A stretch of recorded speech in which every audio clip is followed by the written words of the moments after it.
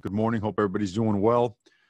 Just wrapping up today, a really good Monday practice, Tuesday format, but with done on Monday instead as we prepare for an opponent, real good opponent coming off a real big win. Certainly a rivalry game, the most important game, certainly because it's the next game and because of the rivalry that it is. And looking forward to a great week of practice and preparation. Questions, please. First question goes to Julian Minnesone, KZI. Mario, you kind of touched on it a little bit there about the rivalry, but given the fact that you have already played games without fans, but fans from both sides show out for this game, do you feel like you're going to notice it a little bit more this time around? No, I think after the first couple of snaps, I think any football game, whether it's a packed stadium or whether it's an empty stadium, you're settled and you focus on the opponent. So I feel for the fans. I do. I just because you can feel the enthusiasm, the energy, the anticipation of games like this. You could just feel it, in the community and in our town, our city. But it is what it is. And either way, I know that our guys are really looking forward to the opportunity to play a team is playing as well, a team that's coached as well, and coming off of a huge win as Oregon State. Eric Scopel, 247 Sports. I'll just open it up for the injury report, Mario. Update on Noah and the rest of those that missed the last couple games. Yeah, Noah looks good. He practiced today and looks normal. Looks normal to me. So in terms of the other ones, the rest of the injuries probably the same as I can't recall exactly what we went over last time, but it's about the same as it was before. The one that really looked like he's now starting to get in a groove is Cam McCormick. So hopefully we have a complete full speed week with him and get him back and playing. Rand Thorburn, Register Guard. Mario, you've referenced several times how you're the youngest roster in the country. I'm wondering, with having 47 freshmen or redshirt freshmen, do you have to kind of explain the rivalry to them, or do you just approach it as a normal week and let them experience it? Oh, you explain every detail of everything. That's a great question. I think the biggest mistake you could ever make as you coach a team is assume that everybody knows, or assume that culture is going to automatically restart the following year. So, we have a couple of guys that really can take a deep dive into that and explain that to our team, and they're going to as the week goes on. They have been already. So, no, it's important for our guys to always understand the importance of a game like this, while at the same time being completely focused on us getting better as a football team, improving technique-wise, fundamentally, schematically, all the things that can help us continue to become a better team. James Creppy of the Oregonian. All right, looking back on Saturday defensively, tackling was a little bit of an issue again early and particularly late. And also when they went to tempo, just how do you go about correcting that, particularly against a team who's got a really talented running back in Jamar Jefferson? I think all the things that make for great defense, technique, fundamentals, toughness, and discipline. We had some moments against tempo that hurt us and other ones where we looked a little bit better. But we practice it and feel like we got a good jump on all the issues that every week goes by on a Monday and a Tuesday, we certainly address and attack the issues that we had the previous week and feel really good about where we are right now. Kevin Wade, 247 Sports. Mario, you're one of just 4 Pac-12 teams that's been able to get 3 games in. As the season gets further on, has the protocols or the messaging to your players changed at all, as you guys are one of the few teams that have played all 3 games? It's just relentless. It really is. It's as important as any play, any technique, any throw, catch, any tackle, sack. It's just as important, and you just can't take your foot off the gas for a single second. It is the way of life now, and it is enforced strictly. It is emphasized relentlessly, and will continue to do so because it's what's best for our players. It's what's best for our organization, and certainly, so far so good, but got a long ways to go, and we still got to get better and improve every single facet of the way we do things. AJ Jacobson, Rivals. Coach, looking at that RPO game on offense, it's been pretty effective this year. What would you say that in Coach Moorhead's implementation of that has added to this offense? I think the coaching of the quarterback position and the clarity to be able to make those snap decisions, the fractions of seconds, right, is what we're looking at. I think the advancement in that room between Coach Moorhead and all the quarterbacks has paid dividends. It really has. And it's led to us being able to open up the offense to some things that are really helping us on Saturdays. And it's like, it's still a work in progress, and there's still a lot left in that playbook that we're continuing to add. And the players are handling it really well. They seem to handle volume, particularly well at that position group. So we're excited to see what's to come here in the coming weeks. Matt Preem, 247 Sports. Mario, you stressed the importance of being balanced. In the run game, though, against UCLA, you were not very good. I guess, what do you guys do to fix that and make sure that doesn't come up again in the future games? Well, I mean, running the football is about technique, fundamentals, toughness, grit, and you stick with it, and you may have to take a few negative runs before you pop a 50-yard or a 60-yard run. And when you play a defense that stacks the box like them and brings as much pressure as them, you got to live with the fact that you may not have a great day, but at the same time know that you're going to open up things for the passing game. And look, one thing is, I may be a little bit stubborn or a lot stubborn, but I also never at the expense of the team and the success and the progress of the team. And if there's opportunities for us to score or move the ball, both. Because of an overloaded box, because of a disadvantage in a situation when we have to run the ball, and we've got the right guys to throw it, and we certainly have the right guys that can catch and make something happen. So balance is always, the key. We do have to be able to run the ball, and when we're outnumbered in a loaded box, we do have to be able to run the ball against pressure, and we have. And, it's certainly something that we take a lot of pride in, and we look forward to getting better at. Dylan Rubin King, Duck TV. Coach, speaking about the run game and that UCLA pressure, on Saturday after the game, you said that your offensive line had to do some things that they hadn't quite done before. In the first 2 weeks, they hadn't really seen a team that moved around pre-snap like the Bruins did. How do you think that your offensive line handled it, and what did you learn about your group going forward? Well, I don't think the pre-snap movement caused any – or not many identification issues. I think the play of a couple of their linemen and some of the post-snap stuff affected us some, but angles, hat position, landmarks, hand placement were probably more of the things to look at and analyzing, and going back and looking at the game that will continue to need improvement to continue making progress towards the offense we want to be. Jerry Thompson, Ducks Illustrated.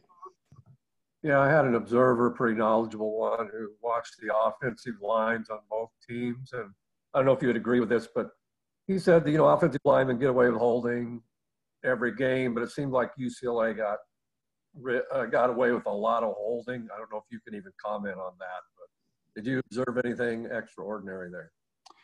Being a former offensive lineman, I can honestly say offensive linemen never, ever hold, never have held before. So that would be my comment on that. Julian Minenson, KZI.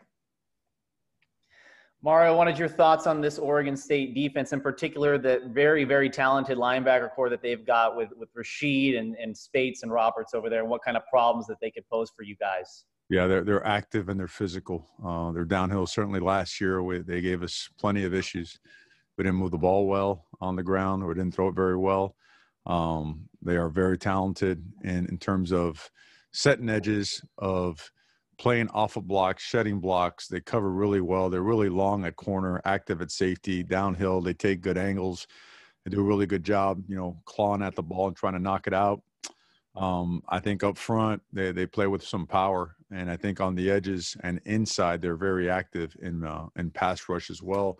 And they've done a good job collapsing pockets. Maybe there's some times where you say, well, their sack numbers are decent, or sometimes they're not where they need to be. But what we watch on tape is the integrity of the pocket. And when you watch Oregon State's defense, they are consistently challenging the integrity of the pocket. And when you watch Oregon State's defense, they are consistently challenging the integrity of the pocket. And when you watch Oregon State's defense, they are consistently challenging the integrity of the pocket. And when you watch Oregon State's defense, they are consistently challenging the integrity of the pocket. and causing issues for opponent quarterbacks. And well, as you saw in the last play of the game last week, or the next to last play, that pressure and then bringing pressure off the edge and obstructed throwing lanes caused a tip pass and interception, and the game was over. So they do a really good job. Eric Scopel. Really impressed with Hunter Campmoyer on Saturday, and especially in the second half in the passing game. Kind of almost looked like a different player, at least when we saw last year. Kind of speak to the progress there and kind of how he maybe changes that position group for you guys. Hunter's a grinder, and he's a really good athlete. Remember, he played defensive line at about 280 pounds, but was a tight end in high school, or played some tight end in high school. And we've been seeing it. We've been seeing it in practice. Obviously, he had to, he missed a couple of weeks. And but we always felt that when he was back that he was going to pick up right where he left off in practice. So I think a lot of stuff that you don't get to see is his impact and blocking is tremendous. I mean, he really he plays with power. He understands angles extremely well.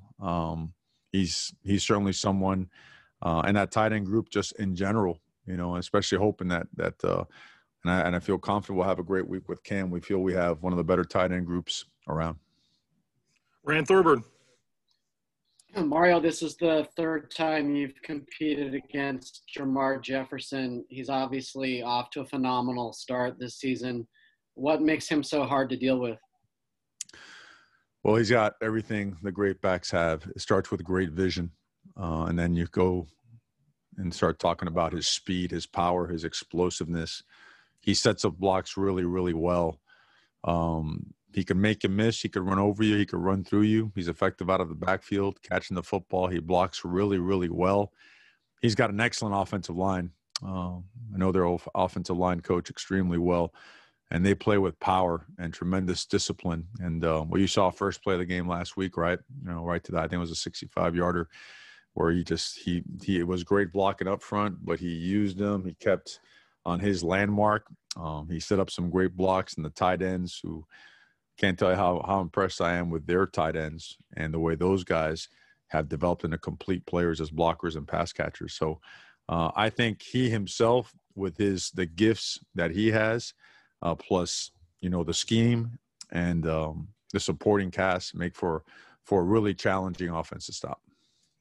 James Crepia. Mario, to the untrained eye, the snaps offensively appeared to flutter a bit this past week, weren't quite as crisp as even the week before. Can you just evaluate whether or not you thought there was either an issue there or just something to be cleaned up technically there? I think more cleaned up. I mean, a couple might have been a hair slow, but overall, we've been pretty much on point with the snaps. Matt Preem. I know maybe statistically Adrian Jackson doesn't have a lot of tackles, but can you maybe just speak to just his impact, whether it's dime or regular packages of on your defense and that you're seeing from him? Well, he's gotten a few snaps, and certainly he's working on technique, both playing the run and becoming a pass rusher. He's a very gifted guy who we are going to continue challenging him to get more out of him. We want him to be a complete player. And just to be a guy that can really impact us in a couple of different ways, both on defense and on special teams. So we're working with him. He's accepted the challenge, and we expect him to continue to progress and improve and help our defense. A.J. Jacobson. Coach, here you are hot and heavy in the middle of a football season. As a coach, you also have this Thanksgiving thing. How much this week is the same and how much is different, with your focus here on football?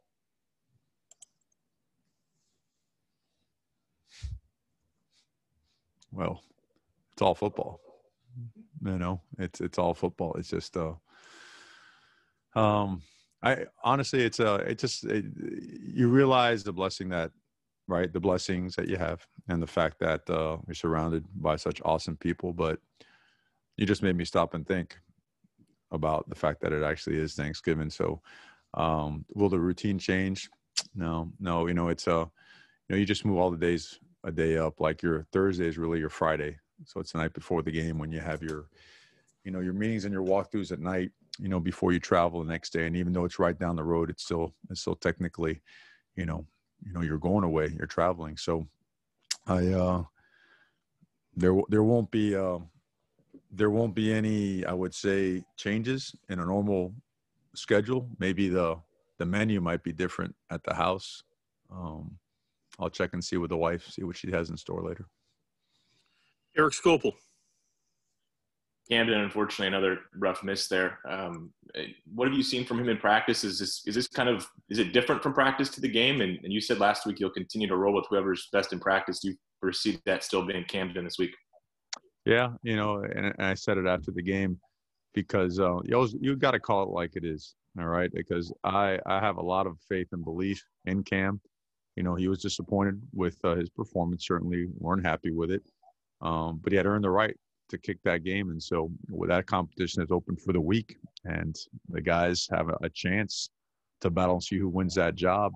And it's wide open, and everyone's real clear. Whoever gives the best chance by the way they kick is the guy that's going to play. So that was opened up today, opened up again tomorrow, the day after that, and then we'll make a decision from there. So, but yeah, we're the operation here is about, continue to help guys improve, progress. Especially when a guy's working at it really, really hard. We know the disappointment. I don't harp on it. It's, we're in a performance-driven industry, right? So we gotta get it done. We gotta improve, and anyone that's trying hard will always have our support, and we make decisions on whoever's best for the position. Julia Lobiana, K-Val.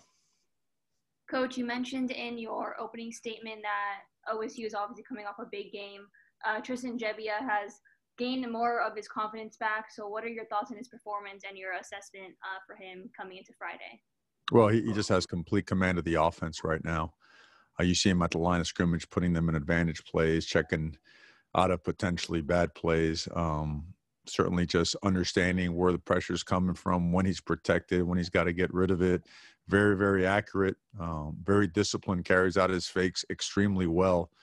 And their offense is challenging, because of, the way that they use their tight ends, the talent of their wide receivers. They, between their run game, their play action, and their shots down the field, their screen game, the way they can stretch hit you with a quick game. He understands every single bit of it. And I think he's a great quarterback. We all do. Certainly props to him. We look forward to the challenge. Ashley Adamson, Pac-12 Network. Hey, Coach. I know none of the CFP rankings obviously matter until the final one, but any thoughts on where you think you'll be tomorrow when that first one comes out, or do you talk to your guys or address the noise that inevitably comes with the CFP rankings? Well, honestly, Ashley, we addressed it in this manner. We didn't play our best football on Saturday. So there shouldn't be a single person in this organization that's interested with tomorrow. That all takes care of itself. Whoever takes care of their business throughout the season, it will show at the end of the year in the CFP ranking. So our complete focus and attention is on us getting better and our opponent this upcoming week. So that's the way it was addressed, as a matter of fact. And quite honestly, before I even got to the locker room, because I'm not as fast as some of these other guys, and along the way got to handle some stuff. The players were already in that mindset, all focus on taking care of our business and improving as a team. Last question, James Kripia. All right, one guy that we had not gotten an update on previously that was out, or not available on Saturday, was Dante Manning, and had seen JR working with the corners. Is that move by JR permanent for the rest of the season, and is Dante unavailable this week? Dante is questionable right now. He's working. He's close. Minor nick on him. And we expect him back either this week or soon after. I'm hopeful that he will be ready this week. J.R. Waters in high school played both corner and wide receiver.